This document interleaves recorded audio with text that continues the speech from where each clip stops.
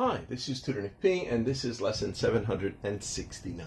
Today we're going to cover another video on one particular aspect of a New York accent. I've done a few other videos on New York accents before. All right, here's the title of today's. A New York accent sometimes replaces TH with a D or a T. Now, do remember, of course, even within New York, some accents do vary. There is such a thing as a Bronx accent, a Brooklyn accent, Manhattan, Staten Island, etc. So not every single New Yorker will do this, but this is common among many. Let's continue. Some New Yorkers will drop a soft TH for a hard D or T sound.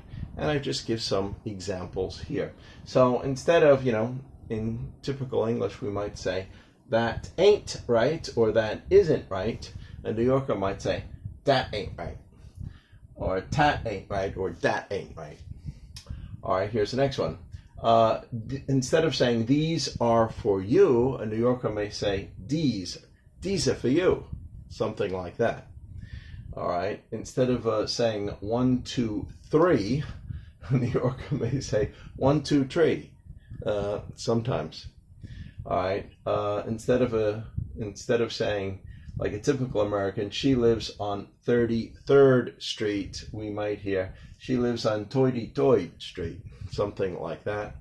Or, he's the boss, you might say, he's the boss, something along that line.